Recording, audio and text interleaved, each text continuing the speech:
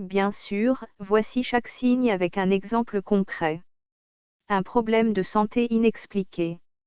Exemple, Marie, en bonne santé jusqu'à récemment, commence soudainement à souffrir de maux de tête intenses et récurrents. Après de nombreux examens médicaux, les médecins ne trouvent aucune cause physique pour ces douleurs. 2 changements de comportement. Exemple, Paul, habituellement calme et jovial, devient brusquement irritable et agressif. Il s'éloigne de ses amis et de sa famille sans raison apparente et commence à adopter des comportements autodestructeurs. 3 malchances persistantes. Exemple, Sophie perd son emploi sans avertissement, puis a un accident de voiture la semaine suivante. Peu après, elle découvre que sa maison a été cambriolée. Tous ces événements se produisent en l'espace de quelques mois, sans explication logique. 4 cauchemars récurrents et troubles du sommeil. Exemple, Marc commence à avoir des cauchemars intenses chaque nuit, souvent sur des thèmes de persécution ou de présence malveillante. Il se réveille souvent en sueur, incapable de se rendormir, et commence à ressentir une fatigue extrême durant la journée. 5 présences de symboles ou objets étranges. Exemple, Clara découvre un petit sac de toile caché sous son lit, contenant des herbes séchées, des plumes et un morceau de papier avec des symboles inconnus.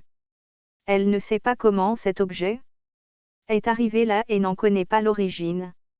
La Roqya est une pratique de guérison spirituelle en islam qui utilise la récitation de versets du Coran et des invocations pour traiter des afflictions spirituelles, y compris celles attribuées à la sorcellerie.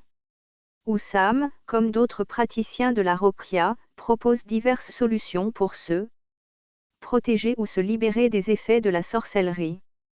Voici 7 solutions couramment recommandées. Les solutions. 1. Récitation du Coran. Récitez régulièrement les versets protecteurs du Coran, comme Aya al-Kursi, Surat al-Baqarah, verset 255, et les 2 derniers versets de la même sourate, versets 285 à 286, ainsi que les Surat al-Falaq, 113, et An-Na, 114. 2. Invocation, Doua. Dire les invocations spécifiques de protection enseignées par le prophète Muhammad, comme celle pour se protéger contre le mal des hommes et des djinns. 3. L'utilisation de l'eau coranisée. Boire et se laver avec de l'eau dans laquelle des versets du Coran ont été récités. Cette eau est considérée comme ayant des propriétés purificatrices et protectrices. 4. Application de l'huile d'olive coranisée. Masser le corps avec de l'huile d'olive sur laquelle des versets du Coran ont été récités. 7. Pratique est censée renforcer la protection et la guérison. 5. Ruqiyya collective. Participer à des séances de ruqiyya collective, où un groupe de personnes récite des versets du Coran ensemble pour augmenter la force spirituelle et la protection. 6. Rechercher le pardon et renforcer sa foi.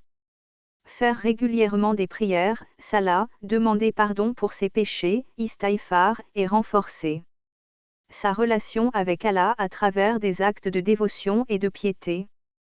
Cela inclut l'accomplissement des obligations religieuses et l'éloignement des péchés. Ces solutions sont basées sur des principes islamiques et sont utilisées par ceux qui croient en l'efficacité spirituelle de la Roqya pour se protéger et se libérer des influences négatives, y compris la sorcellerie.